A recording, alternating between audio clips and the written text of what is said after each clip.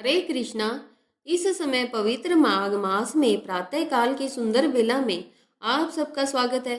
इस समय हम श्रवण कर रहे हैं माघ मास का माहात्म्य दर्शाती हुई इन सुंदर पौराणिक कथाओं का। और हमें आशा है कि आप सब भी प्रतिदिन प्रातः काल में इन नित्य कथाओं का श्रवण कर कर अपने आध्यात्मिक जीवन में अग्रसर हो रहे होंगे। और यह कथाएं आपको माघ मास का और दृढ़ता और श्रद्धा पूर्वक पालन करने में सहायक बन रही होगी। तो चलिए हमारी इस कथा यात्रा को आगे बढ़ाते हैं और सुनते हैं आज की माघ मास की कथा। आइए आज की कथा आरंभ करते हैं। हमारी कथा श्रृंखला की पिछली कड़ी में हम सुन रहे थे कि राजा दिलीप ऋषि वशिष्ठ से प्रश्न पूछते हैं और फिर ऋषि वशिष्ठ गृहस्थ धर्म के कर्तव्य के विषय में राजा दिलीप से विस्तार से बात कर रहे हैं और उसी बात को हम आज आगे बढ़ाएंगे। ऋषि वशिष्ठ ने कहा, हे राजन, मैंने आपको दिन के पहले भाग के कृत्य बता दिए। अब आप दूसरे भाग के कार्य सुनिए। एक गृहस्थ को दिन के दूसरे भाग में वेदों का स्वाध्याय करना चाहिए। समदा, फूल और कुश आदि के संग्रह का भी यही समय है। दिन के तीसरे भाग में न्याय पूर्वक कुछ धन का उपार्जन करना चाहिए। शरीर को कष्ट दिए बिना दैव इच्छा से जो भी उपलब्ध हो सके उतने का अर्जन करे। ब्राह्मण के 6 कर्मों में से 3 कर्म उसकी जीविका के साधन है। यज्ञ कराना, वेद पढ़ाना और शुद्ध आचरण करने वाले यजमान से दान लेना, यही उसकी आजीविका के 3 कर्म बताए गए हैं। दिन के चौथे भाग में पुनः स्नान करे। प्रातः काल संध्या वंदन के बाद कुश के आसन पर बैठे और दोनों हाथों में कुश लेकर अंजलि बांधकर ब्रह्म यज्ञ की पूर्ति के लिए यथाशक्ति स्वाध्याय करे। उस समय ऋग्वेद, सामवेद, अथर्ववेद और यजुर्वेद के मंत्रों का जप करना चाहिए। फिर देवता, ऋषि और पितरों का तर्पण करे। देवताओं का तर्पण करते समय यज्ञ पवित्र को बाएं कंधे पर रखे। ऋषि तर्पण के समय उसे गले में माला की भांति कर ले और पितर तर्पण में जनेऊ को दाएं कंधे पर रखे। उन्हें क्रमशः देव तीर्थ, प्रजापति तीर्थ और पितर तीर्थ से ही जल देना चाहिए और उसके बाद संपूर्ण भूतों को जल दे। मध्याह्न काल में मंत्र द्वारा अपने मस्तक को सींच कर आपन पुनंतु इस मंत्र से अभिमंत्रित किए हुए जल का आचमन करे। फिर दोनों हाथों से जल लेकर गायत्री मंत्र पढ़ते हुए सूर्य को एक बार अर्घ्य दे। उसके बाद गायत्री का जाप करे। गायत्री मंत्र द्वारा यथाशक्ति सूर्य का उपस्थान कर कर उनकी प्रदक्षिणा और नमस्कार के बाद आसन पर बैठे और जल के देवताओं को नमस्कार कर कर एकाग्रचित होकर घर जाए। इस प्रकार जप यज्ञ के बाद देवताओं की पूजा करे। ब्राह्मण को सूर्य, दुर्गा, श्री विष्णु, गणेश और शिव, इन 5 देवताओं की पूजा करनी चाहिए। उसके बाद 5 महायज्ञों का अनुष्ठान करे। फिर भूत बलि, काक बलि और कुकुर बलि आदि देते हुए मंत्र का पाठ करे और इस मंत्र का उच्चारण करे। देवा, मनुष्य, पशुओं, व्यामसी, सिद्धाक्षो, रग, दैत्य संग, प्रेता, पिशाचा, उग समस्ता, ये नमच्छति मया त्रैततम, यानी देवता, मनुष्य, पशु, पक्षी, सिद्ध, यक्ष, नाग, दैत्य, प्रेत, पिशाच और सब प्रकार के सर्प जो मुझसे अन्न लेने की इच्छा रखते हो वे यहाँ आए और मेरे दिए हुए इस अन्न को ग्रहण करे। इस प्रकार कहकर सभी प्राणियों के लिए अलग अलग बलि दे। तत्पश्चात विधि पूर्वक आचमन कर कर प्रसन्नचित होकर द्वार पर बैठे और बड़ी श्रद्धा के साथ किसी अतिथि के आने की प्रतीक्षा करे। गो दोहन काल तक प्रतीक्षा करने के बाद अगर भाग्यवश कोई अतिथि आ जाए तो यथाशक्ति अन्न और जल देकर देवता की भांति उसकी भक्ति पूर्वक पूजा करे। सन्यासी और ब्रह्मचारी को विधि पूर्वक सभी व्यंजनों से युक्त रसोई में से जो अभी उपयोग में ना लाई गई हो अन्न निकाल कर भिक्षा दे। सन्यासी और ब्रह्मचारी यह दोनों ही बनी हुई रसोई के स्वामी प्रधान अधिकारी है। सन्यासी के हाथ में पहले जल दे, फिर अन्न दे, उसके बाद पुनः जल दे। ऐसा करने से वह भिक्षा का अन्न मेरू के समान और जल समुन्दर के तुल्य फल देने वाला होता है। जो मनुष्य सन्यासी को सत्कार पूर्वक भिक्षा देता है उसे गौदान के समान पुण्य प्राप्त होता है। ऐसा भगवान यम का कथन है।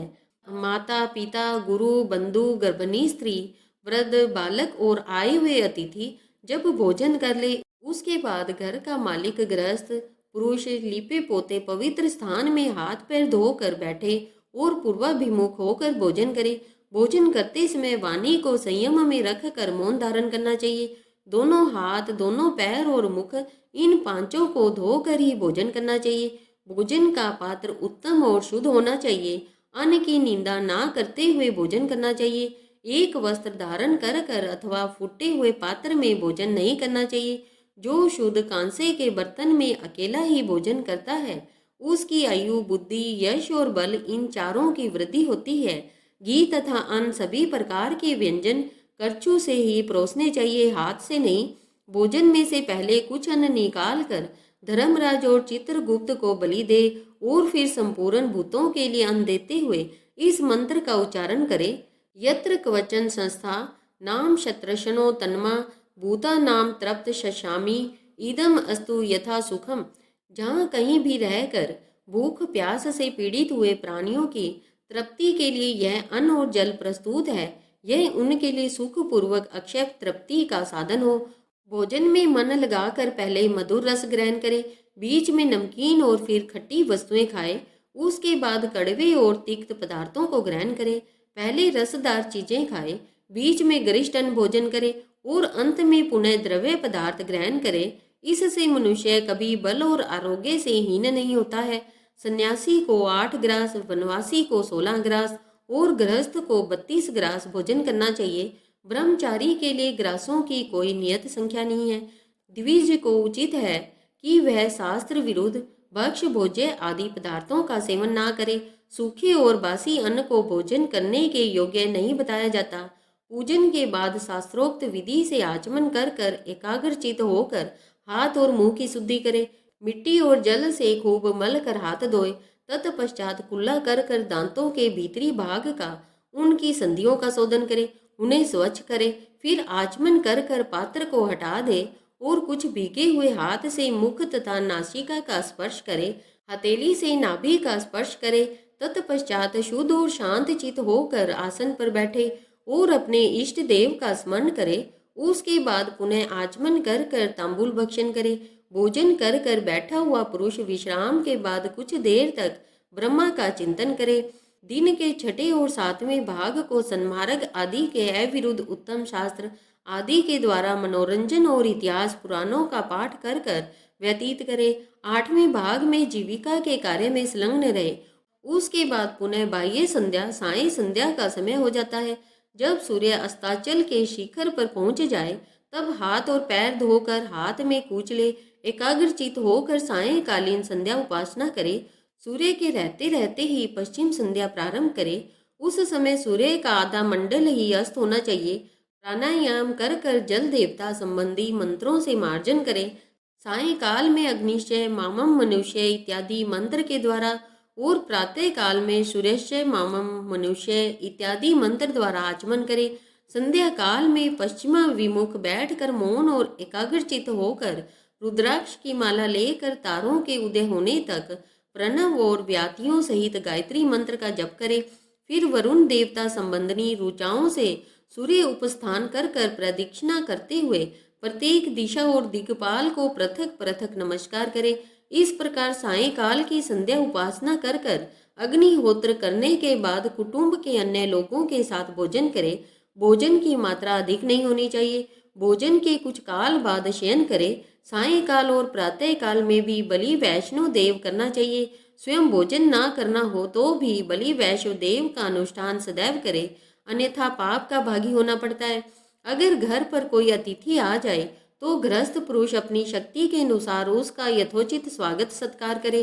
रात्रि में भोजन के पश्चात हाथ पैर आदि धोकर गृहस्थ मनुष्य कोमल सैया पर सोने के लिए जाए। सैया पर तकिए का होना आवश्यक है। अपने घर में सोना हो तो पूर्व दिशा की ओर सिरहाना कर कर सोए और ससुराल में सोना हो तो दक्षिण दिशा की ओर। प्रदेश में गया हुआ मनुष्य पश्चिम दिशा की ओर सिर रख कर सोए। उत्तर की ओर सिरहाना कर कर कभी नहीं सोना चाहिए। सोने के पहले रात्रि सूक्त का जप और सुख पूर्वक शयन करने वाले देवताओं का स्मरण करे। फिर एकाग्रचित होकर अविनाशी भगवान विष्णु को नमस्कार कर कर रात्रि में शयन करे। अगस्त्य, माधव, महाबली मुचुकुंद, कपिल और आस्तिक मुनि यह पांचों सुखपूर्वक शयन करने वाले हैं। मांगलिक वस्तुओं से भरे हुए जल पूर्ण कलश को सिराने की ओर रख कर वरुण देवता संबंधी वैदिक मंत्रों से अपनी रक्षा कर कर सोए। ऋतु काल में पत्नी के साथ समागम कर सकते हैं। सदैव अपनी स्त्री से ही अनुराग रखे। पत्नी के स्वीकार करने पर रति की इच्छा से उसके पास जाए। पर्व त्योहार के दिन उसका स्पर्श ना करे। रात्रि के पहले और पिछले प्रहर को वेद अभ्यास में व्यतीत करे और बीच के दोनों प्रहरों में शयन करे। ऐसा करने वाला गृहस्थ पुरुष ब्रह्म स्वरूप हो जाता है। आगे जो कुछ भी बताया गया है वह सारा कर्म गृहस्थ को प्रतिदिन करना चाहिए। यही गृहस्थ आश्रम का लक्षण है। संपूर्ण वेदोक्त सदाचार से युक्त यह गृहस्थ आश्रम का लक्षण, हे राजन, मैंने आपसे संक्षेप में बताया है। अब आप पतिव्रता स्त्री के लक्षण सुनिए। और इस प्रकार कहकर ऋषि वशिष्ठ राजा दिलीप से अब पतिव्रता स्त्री के लक्षण बताने वाले हैं। और वह हम सुनेंगे हमारे इसी माघ मास कथा श्रृंखला की आने वाली कल की कड़ी में। उसे सुनने के लिए अगर अभी तक आपने अपने चैनल त्योहार गाइड को सब्सक्राइब नहीं किया है तो अपने चैनल त्योहार गाइड को सब्सक्राइब कर कर रखिए।